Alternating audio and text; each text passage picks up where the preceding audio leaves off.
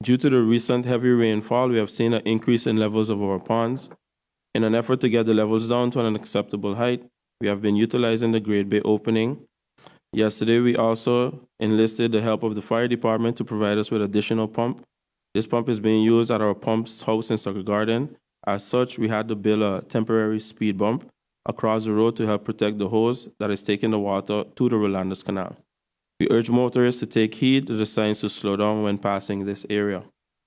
The ministry has 2 large stormwater pumps, one located at the VROMI yard and the other one located at Saka Garden.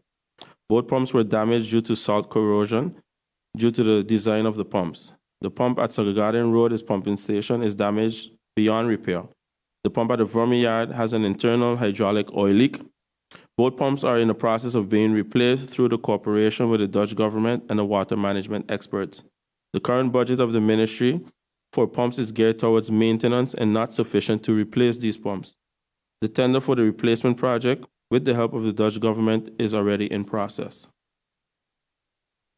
particularly with the Ministry of VROMI. In regards to obstruction in the trenches, while the cleanup work has been carried out, last week we noticed some persons still discard their garbage incorrectly. In this instance, it resulted in the waterways and trenches being blocked. One example is a major water runoff being blocked with a refrigerator, resulting in a road flooding in the vicinity of the Horsey Lake Ballpark. In other areas, remove old TVs, tires, and other household appliances. I would like to remind everyone of the right way to dispose of such items is to bring them to the landfill. The opening hours of the landfill are 6 a.m. to 6 p.m.